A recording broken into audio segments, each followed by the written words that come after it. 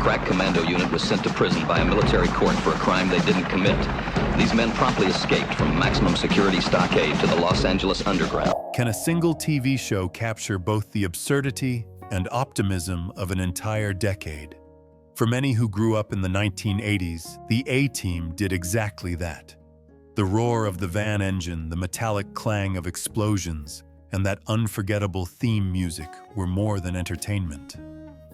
They were a weekly ritual. Families gathered around the television, watching heroes who never killed villains who never learned, and a team that always made a plan come together. It was bold, loud, and oddly innocent, a time capsule of Saturday nights when imagination outpaced realism. Yet behind that familiar formula lay stories stranger than fiction, hidden cameos, van switch-ups, near firings, and creative chaos that defined an era of TV excess. This is the untold story, 12 remarkable facts that prove the A-Team was every bit as wild behind the scenes as it was on screen. Fact number 12. The Cylon cameo that linked two universes. It began with a blink-and-you-miss-it moment in the Season 3 opening credits, a silver Cylon robot strolling behind the smooth-talking face. At first, viewers assumed it was just a stray prop left on the Universal Studios lot. In truth, it was a deliberate inside joke. Dirk Benedict, who played Templeton Face Peck, had once been the fearless Starbuck in Battlestar Galactica. When he noticed a Cylon suit being wheeled between sound stages, he convinced the crew to let it walk through his shot. It was a sly nod to fans who remembered his spacefaring past a crossover between two cult worlds long before cinematic universes became fashionable. For years, only the most devoted viewers caught the Easter egg on grainy VHS tapes, pausing frame by frame. Decades later, as the scene resurfaced in digital remasters, it became symbolic of 1980s television itself, playful, self-referential, and full of heart. Fact number 11. The two faces of the A-Team. Not every hero gets his role right the first time. When the A-Team premiered in 1983, the smooth operator face looked different. In the pilot, he was played by Tim Dunnigan, a promising young actor whose youthful looks became his undoing. NBC executives felt he seemed too fresh to be a Vietnam veteran, undermining the show's premise of battle-hardened soldiers on the run. After a single episode, he was quietly replaced by Dirk Benedict, whose charm balanced wit with believable experience. No explanation appeared on screen. One week, the team had a new face and the adventure continued as if nothing had changed. It was the kind of abrupt recast typical of fast-paced network TV in the early 1980s, where schedules ruled and continuity was a luxury. Yet that spontaneous switch shaped the chemistry that would define the series for years to come. Fact number 10. The van that became a legend. Every hero team needs its vehicle, and for the A-Team that symbol was the sleek striped 1983 GMC Vandura. But unlike the myth of a single indestructible van, the reality was far messier and far more fascinating. The production actually used a small fleet of identical models, each with a distinct purpose. One was polished to perfection for promotional photos, while others were destined for dust dents and pyrotechnics. Some had sunroofs, others didn't. One had a blacked-out GMC badge, while another displayed it proudly. Continuity nightmares followed, but the chaos worked. On screen, audiences saw only unstoppable cool. The van's color wasn't pure black either. It was metallic gray with a sharp red stripe that became instantly iconic. Over the years, that design was reproduced on toy shelves worldwide. Hot Wheels Lego kits, remote control replicas, even a collector's DVD box, shaped like the van itself. 8 Vanduras met cinematic destruction in the name of television heroism, yet one survives restored and displayed in the Orlando Auto Museum. In the end, the van became more than transport. It was a mascot, a piece of 1980s mythology, as recognizable as the Knight Rider Trans Am or the Back to the Future DeLorean. It represented not just escape, but freedom, the open highway, for a team that could never stop running. Fact number 9. Murdoch the Madman, who almost vanished. Before the A-Team became a phenomenon, one of its most beloved members nearly disappeared before the series found its rhythm. Dwight Schultz's portrayal of howling mad Murdoch, the helicopter pilot, with a brilliant but unstable mind, was never guaranteed. Executives initially feared his offbeat energy would alienate viewers. The character teetered between genius and absurdity, and some thought he was too strange for prime time. Yet when Schultz performed his audition, the mix of mania and warmth captivated the crew. Still, doubts lingered after season 1. NBC reportedly considered writing him out until the fan mail arrived. Thousands of letters flooded the network demanding his return. In an era before online petitions or hashtags, handwritten appeals from viewers carried real weight. Fans didn't see Murdoch as a liability. They saw him as the heart of the show. His unpredictability made every episode feel alive. Against all odds, the network relented. Murdoch stayed, and his eccentric genius transformed the A-Team from a simple action serial into something more, a celebration of imperfection, humor, and individuality. Without him, the team would have been efficient but soulless. With him, they were human. Event number 8. The show that was too violent for Britain. In America, the A-Team was seen as wholesome chaos, a kind of cartoon disguised as an action show. Cars flipped through fire, helicopters exploded, and entire warehouses blew sky high, yet not a single person ever died. NBC enforced one strict rule: no visible deaths ever. Every stunt ended with the bad guys crawling from wreckage, brushing off the dust, and limping away. To American audiences, it was comedy masked as combat, pure Saturday night escapism for families who wanted action without consequence. Across the Atlantic, though, the British press saw it differently. In 1984, regulators and tabloid columnists accused the A-Team of glorifying violence. It was moved to later time slots, and politicians debated its influence on children. The show's refusal to show real harm was ironically what made it controversial. It turned destruction into slapstick. British newspapers called it Looney Tunes with machine guns. Yet despite official disapproval, the series still found massive UK audiences, proving that its magnetic energy transcended moral panic. It embodied Cold War television's strange balancing act: soldiers, explosions, and moral purity in one improbable package. The controversy even shaped later American shows. Producers of MacGyver and Knight Rider cited the A-Team as a cautionary example of how over-the-top action could draw criticism abroad. But while critics complained, children played out its stunts in backyards across 2 continents safely, with imagination as their only weapon. Fact number 7. The mystery of HM. Murdoch's full name. Among the team's aliases and secret pasts, one enigma never found its answer. What did HM actually stand for? Fans speculated endlessly. Howling Mad Harold Murdoch, Henry Michael, the scripts never said. Even official merchandise avoided the question, as if the mystery itself had become part of the character's DNA.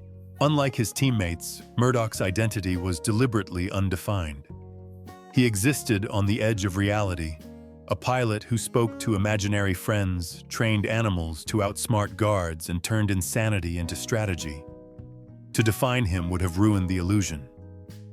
The 2010 movie reboot casually called him James, but purists rejected it. That name belonged to another universe.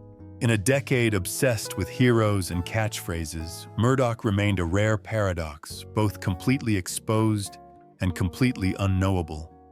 His anonymity was the show's poetic touch, a reminder that not every mystery needs solving, and that sometimes madness is its own kind of freedom. Fact number 6. the theme song that defined a generation. Few television themes have the power to ignite nostalgia in a single note, but the A-Team's opening march did exactly that. Composed by Mike Post, the undisputed king of 1980s TV music, the track fused military percussion with an irresistible melodic hook that instantly transported viewers into the mission. Post had already created hits for Magnum P.I., Hill Street Blues, and Law & Order, yet the A-Team theme stood apart, bold, heroic, and faintly absurd. It embodied the decade's spirit, confidence without irony, heroism without tragedy. That brass-driven score didn't just introduce the show, it trained the audience. Within seconds, they knew what to expect: explosions, moral clarity, and humor in perfect balance. Critics later compared Post's composition to the sonic equivalent of a comic book panel action, frozen in rhythm. For many children of the era, it was the sound of Saturday evenings of reruns playing in living rooms filled with VCR static and anticipation. The song's afterlife was even more remarkable. It resurfaced in commercials, video games, and countless parodies, from Family Guy to live orchestral performances at nostalgia concerts. Mike Post's few bars of triumph became shorthand for teamwork and rebellion, a musical reminder that the impossible could be solved with duct tape and confidence. Fact number 5. Mr. T's musical crusade. While explosions dominated the screen off-screen, Mr. T set his sights on something more personal: moral inspiration. In 1984, at the height of the A-Team's popularity, he released a record titled "Be Somebody or Be Somebody's Fool," an eccentric fusion of rap, spoken word, and life advice. What could have been a gimmick became instead an earnest message to America's youth. In an era defined by Reagan-era optimism and MTV's glitter, Mr. T urged respect, education, and family. The centerpiece track, "Treat Your Mother," mixed breakbeat drums with heartfelt lyrics, a combination both awkward and endearing. Television specials accompanied the album, turning Mr. T into a moral ambassador rather than a mere tough guy. His gold chains and mohawk masked a surprisingly traditional philosophy that strength meant kindness and loyalty. Critics dismissed the album at first, but over time it gained cult status, rediscovered by later generations who found sincerity refreshing amid irony. In 2020's retrospectives, journalists from Rolling Stone and BBC Culture have noted how Mr. T's project anticipated today's celebrity activism. Through rhythm and moral clarity, he reminded audiences that even the loudest heroes had hearts beneath the armor. Fact number 4. When the Benny Hill Show took aim at the A-Team, by the mid-1980s, the A-Team had exploded into a global phenomenon so famous that even Britain's top comedian couldn't resist parodying it. In 1984, the Benny Hill Show aired a sketch called The B-Team, a slapstick imitation that lovingly mocked the series' most exaggerated elements. Benny Hill himself played multiple characters, swapping wigs and mustaches in a whirlwind of chaos as toy jeeps and paper explosions recreated the A-Team's signature madness on a tiny stage. The parody was more than comedy. It was cultural confirmation. When a British icon spoofs an American export, it means that export has conquered the world. Hill's B-Team turned what critics saw as senseless destruction into pure farce, proof that audiences on both sides of the Atlantic understood the A-Team's real secret. It was never about realism, but rhythm. The explosions, the one-liners, the impossible rescues, all choreographed like music. The sketch aired in millions of households and cemented the A-Team's place in global television folklore. Even as the original series continued, viewers began to see it with new eyes as an unintentional comedy of its own. In hindsight, the parody served as both tribute and timestamp, capturing the moment when America's loudest action show became the world's favorite joke in the best possible way. Fact number 3. The phrase that didn't belong to the A-Team. Ask anyone to quote the A-Team, and most will respond instantly. I pity the fool. It's the line forever linked with B.A. Baracus, the gold-chained powerhouse who smashed his way into pop culture. Yet surprisingly, that phrase never appeared in a single episode. It was born instead in 1982's Rocky III, where Mr. T, as the fearsome Clubber Lang, growled the words that would define his career. When the A-Team premiered a year later, audiences carried the catchphrase with them. NBC didn't need to script it. The legend already existed. The blurring of actor and character, Mr. T and B.A., becoming indistinguishable, was marketing genius and a cultural accident all at once. It reflected the new age of celebrity branding, where persona outweighed plot. By the late 1980s, I Pity the Fool had transcended television, appearing on t-shirts, toys, and political cartoons. It became both a symbol of defiance and an affectionate meme before memes existed. Today, it endures as a linguistic relic of a simpler time, when sincerity muscles and moral certainty ruled the screen. Fact number 2. When Season 5 tried to fix what wasn't broken by 1986, the once unstoppable A-Team began to lose altitude. Ratings dipped, critics grew restless, and NBC executives panicked. Their solution was as drastic as it was misguided: a total overhaul for Season 5. The premise of noble fugitives helping the innocent was scrapped. Instead, the team was captured and then mysteriously recruited by a shadowy government operative named General Stockwell, played by Robert Vaughn. Gone were the self-built gadgets and local hero missions. In their place came CIA intrigue, covert operations, and a grim new tone. The network wanted modernization, something darker, more adult. But in the process, they stripped away the show's heart. The chemistry that had made the A-Team fun now felt restrained. 2 new characters, including Frankie Dishpan Santana, were added, diluting the core dynamic. Viewers tuned in out of loyalty, then drifted away in disappointment. By March 1987, the mission was over. The series finale aired quietly, without the fanfare such a pop culture giant deserved. In retrospect, media historians often cite Season 5 as a textbook example of network interference gone wrong. Instead of embracing its campy origins, NBC tried to chase realism, an impossible task, for a show whose van could survive missile fire. Like many icons of the decade, the A-Team ended not with defeat, but with exhaustion, a victim of its own success and changing tastes. Fact number 1. The feud that couldn't be edited out.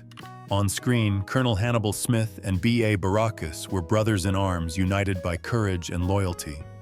Behind the camera, however, tensions simmered. George Peppard, a classically trained actor from Hollywood's golden age, demanded hierarchy and discipline. Mr. T, by contrast, embodied the brash new celebrity culture, self-made, magnetic, larger than life. Their opposing worlds collided daily on set. Peppard resented Mr. T's meteoric fame and endorsement deals. Mr. T bristled at Peppard's rigid authority. Crew members recalled days when communication between the two barely existed, and directors learned to film around their friction. Despite the clashes, professionalism prevailed.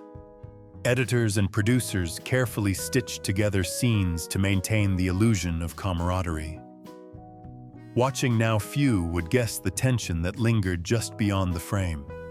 Yet in a way, that friction mirrored the show itself, old Hollywood versus new discipline against charisma tradition, confronting change. Their uneasy partnership defined the A-Team's final years, a reminder that even legends are built on compromise. When the show ended, both men carried their pride and distance to the grave, but the legacy they forged together endures.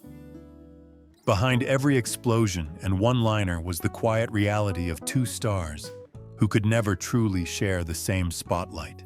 The story of the A-Team is more than nostalgia. It's a reflection of a decade that thrived on excess optimism and imagination. From the gleaming vans to the booming theme song, from near firings to off-screen feuds, Every behind-the-scenes fact revealed a hidden side of how television magic was truly made.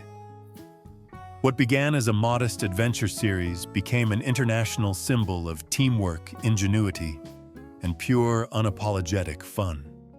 Its explosions were harmless, its heroes imperfect, yet its spirit captured something timeless, the belief that courage and creativity could solve any problem.